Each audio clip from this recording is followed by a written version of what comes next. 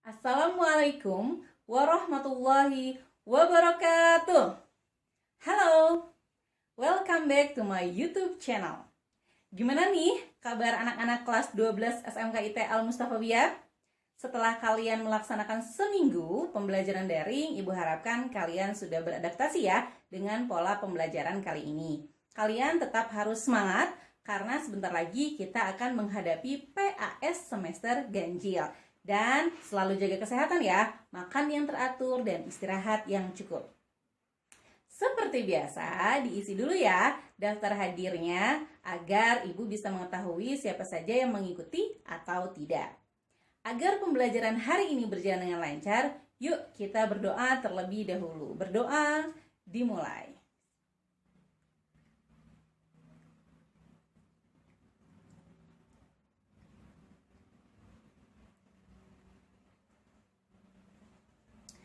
Berdoa selesai. Oke, kita masuk ke materi ya. Minggu lalu kalian sudah belajar mengenai apa, Yud? Kombinasi. Nah, kombinasi ini nanti kita akan pakai di bab yang ini, yaitu peluang.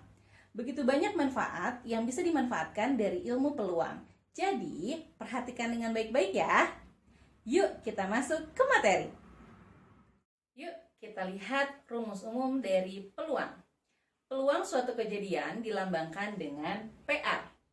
Rumus PA sama dengan NA dibagi NS, di mana PA itu adalah peluang kejadian A, kemudian NA itu adalah banyaknya kejadian A, dan NS adalah banyaknya anggota ruang sampel. Apa sih yang dimaksud dengan ruang sampel? Yuk kita simak lebih lanjut lagi. Untuk memahami ruang sampel, yuk kita simak contoh berikut. Tentukan ruang sampel dari pelemparan sebuah uang logam. Dulu waktu kecil kalian suka main tos-tosan koin kan? Nah, kira-kira kalau kita melempar sebuah uang logam, apa saja sih yang mungkin terjadi? Rabi bisa dibantu? Ada berapa sisi dulu nih uang logamnya? Ada 2. Dwi yang pertama sisi apa tuh? Sisi angka, dan satu lagi Rifat, sisi gambar. Berarti ada 2 sisi pada sebuah uang logam.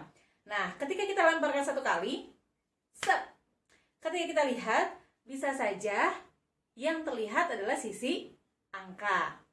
Atau bisa juga yang terlihat adalah sisi gambar. Nah, apakah ada hal lain yang mungkin terjadi? Tidak mungkin, karena uang logam sisinya hanya 2, yaitu sisi angka dan sisi gambar. Nah, semua yang mungkin terjadi dalam suatu kejadian atau percobaan, itulah yang disebut dengan ruang sampel. Jadi, ketika ditanyakan ruang sampel dari pelemparan satu buah uang logam, kamu tinggal menuliskan dari ruang sampelnya. Ruang sampel kita notasikan dengan huruf S. Berarti yang pertama adalah bisa saja sisi angka, dan yang kedua bisa saja sisi gambar. Nah, inilah ruang sampel. Lalu, bagaimana dengan NS? NS adalah banyaknya anggota ruang sampel. Ada berapa anggotanya?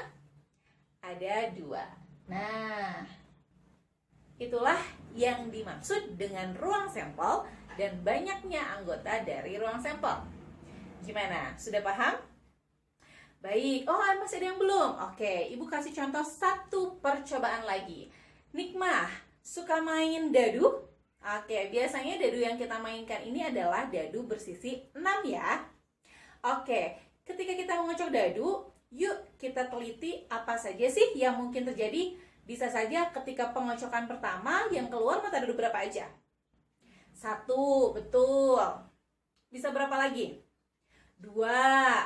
Lalu 3. Berapa lagi? 4, 5, dan 6. Mungkin nggak ketika kita ngocok keluar mata dadu 7? Ya enggak, karena mata dadunya hanya sampai bersisi 6. Sehingga ketika nanti ditanyakan, tuliskan ruang sampelnya, tuliskan semua yang mungkin terjadi. Berarti kita tuliskan sampelnya adalah mata dadu 1, mata dadu 2, 3, 4, 5, 6. Nah, ini adalah ruang sampel dari pelemparan satu buah dadu bersisi 6. Lalu berapa sih anggota ruang sampelnya? Kalian hanya tinggal menghitung saja. Ada berapa banyak anggota dalam himpunan S? 1, 2, 3, 4, 5, 6. Nah, berarti banyaknya anggota ruang sampel pada pelemparan sebuah dadu bersisi 6 adalah 6. Kalau kalian sudah memahami ruang sampel, Ibu yakin kalian akan memahami peluang suatu kejadian. Yuk kita simak contoh peluang. Yuk kita simak contoh soal peluang suatu kejadian. Tentukan peluang munculnya mata dadu ganjil pada pelemparan sebuah dadu bersisi 6. Ingat, apapun yang ditanyakan, tentukan dulu ruang sampelnya. Yuk kita tulis ruang sampel dari pelemparan satu buah dadu. Privat, tadi ada berapa ruang sampelnya?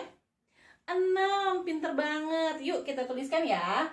Berarti di sini ruang sampelnya adalah mata dadu 1, 2, 3, 4, 5, 6. Nah, yang kita butuhkan adalah NS. Maka di sini NS sama dengan 1, 2, 3, 4, 5, 6. Anggotanya ada 6. Berarti NS sama dengan 6. Nah, kita lihat peluang suatu kejadian itu selain NS kita juga membutuhkan adalah NA. Dwi, masih ingat NA itu tadi apa? Banyaknya anggota kejadian A. Apa sih yang dimaksud dengan kejadian? Nah, dalam soal kita tinggal lihat apa sih yang ditanyakan. Tentukan peluang munculnya mata dadu ganjil. Itulah kejadian yang diinginkan. Maka kejadian A itu adalah kejadian keluarnya mata dadu ganjil. Kejadian itu adalah himpunan bagian dari sampel. Jadi ketika kita mengetahui anggota ruang sampelnya, kita tinggal pilih manakah di antara 1, 2, 3, 4, 5, 6 yang merupakan mata dadu ganjil. Ayo Radi, berapa saja?